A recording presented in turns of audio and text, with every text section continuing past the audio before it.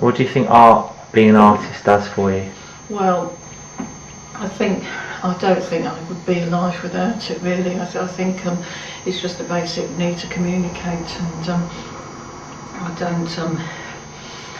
I think it's just a response to the world around me, and it allows me to explore and respond to the world around me. I think one of the things that really impressed me about the Stuckist Manifesto was that it was art about life and not art about art. I mean, the worst work of art I've seen recently is perhaps a little reproduction of the Golgi vinyl or the Fountain by Duchamp, and I just think, how many versions are you going to make of it?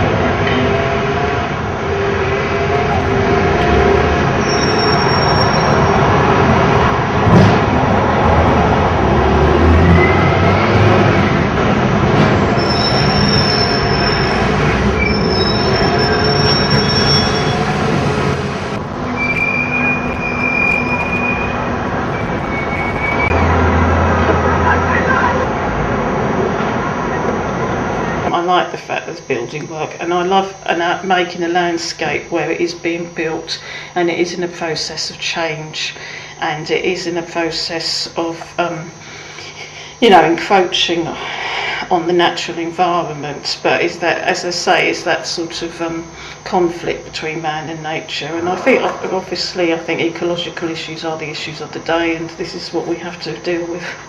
So what I object to really is this idea that somehow painting is inherently conservative, and conceptual artwork is inherently radical. I don't think that. I think there is such a thing as radical painting, and I think what happened was, I think a lot of this conceptual art came out of the anti-materialism of the 60s and the sort of political awareness, and they had the death of painting arguments, and they wanted to get away from the beautiful object that was bought and sold, and they wanted to do happenings and sort of transitional works that you couldn't actually have a tangible object to buy and sell.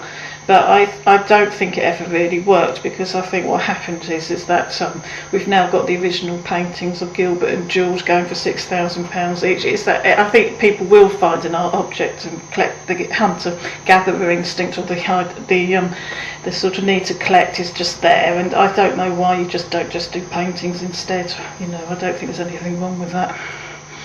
It's not always about producing something for someone else, though. It's about the artist doing what's natural for them to want to do. Yes, I think so as well. Yes, exactly. And I in a way, I think if you have to make an artwork when you make a big conceptual artwork, it's more about organisation than the idea, because you have to liaise with so many other people anyway. So how much of it is your own idea and how much of it is liaising with other people? I think there is perhaps more individualism in the painting, and that you can give sort of flight to your imagination.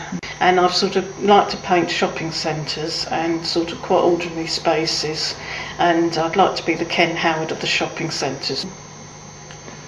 To me, it's you get a certain colour theory at art college where you learn about primary colours, and then is green a primary colour, but I think of it more as gradations of colour and a mixture of hot and cold colours, and it's sort of like mixing hot reds and hot blues with, it's almost, I mean, in a way I think you could say it can be a little bit of a mathematical balance with colours. It's the idea of seeing artworks in their environment, and I think that helped me with this idea of making art about life. And the fact is that they used to make these wonderful paintings for churches, and I think this also gave me this idea that's been discussed that perhaps art galleries have become like quite sacred spaces and cathedrals, and almost replacing the churches.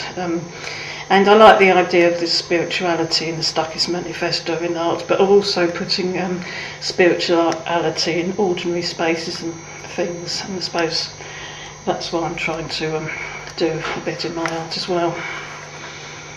I was having an argument with a friend once, and I said what I like about being a painter is that you can fit everything you need to make an artwork in one bag or rucksack. some more building works going on there. That's more building works going on there. That's a fantastic site really. They've put that one up quite recently, that building, that block of flats. Some wonderful railway line near here, which I love to go and sketch along. When I was living in Cambridge, we had a similar railway line, and it was really beautiful. You could walk along it, and I remember once I walked along and there was this beautiful lilac tree and all these red admiral butterflies that flew off it.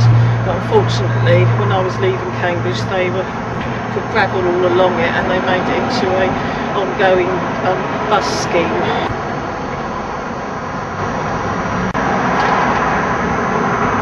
An artist should study nature and as in quite detail and spend hours doing it. So I like that idea.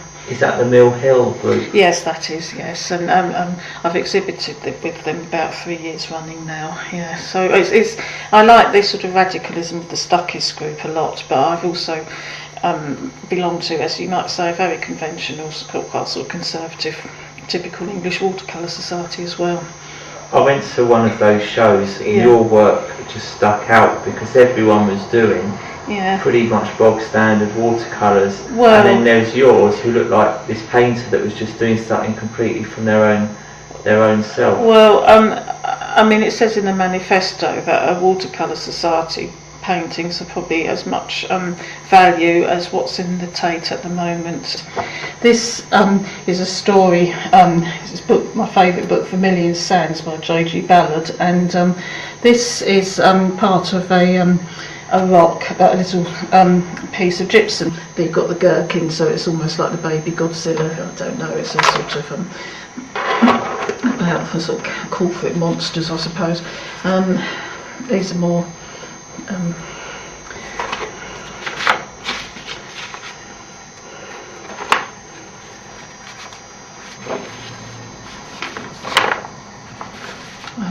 I liked Kettle's Yard, Winifred Nicholson's Cyclamen, and I painted some of my own. Some caves in Turkey. I used to go to the Isle of Wight and I love the views there.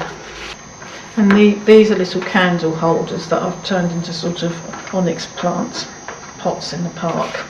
And I also used onyx jars and candle holders to make graveyard scenes as well. That's a wood cut, that's a lino cut print. Can I have a look at that? Yeah, that's from by the river as well. Round here? No, that's in Cambridge, yeah. And some of the views I've decided to do like a roof garden or a rooftop garden, looking at views from flats. I like to mix in with sort of like a Tower Bridge and scenes of the London skyscape. And this using candle holders to make a sort of cemetery scene. But the candle holders are only that size. And this is based on the Canary Wharf complex, which I can see from my flat, but I've included it a bit more in my pictures recently because of the G20 anti-capitalist demonstrations. Were you part of those demonstrations? I did go along to the one where they occupied Finsbury Park, and I did take part in them. Yeah. I like the idea of sort of recycling old wooden frames and painting on them, and I use a wood primer, and I like the texture of oil and wood, and I like that sort of letting the sort of behind it seep through a bit into the picture. Can I show you one that I'm working on? Yeah. Yeah, I'm sort of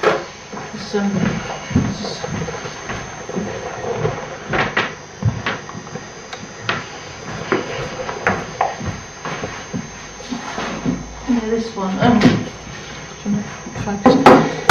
That so again, it's a sort of protest, a sort of response to the anti-capitalist protests, and it's based on the story. It's called Selfish Giant, and it's based on the Oscar Wilde story about the giant, I don't know, with the walled garden, and it's sort of the idea of the walled garden, and he finds a little boy in the tree, and he won't share his garden with the children, so it's a sort of ecological metaphor, but of the giant is the giant conglomerates in the background as the Canary Wharf.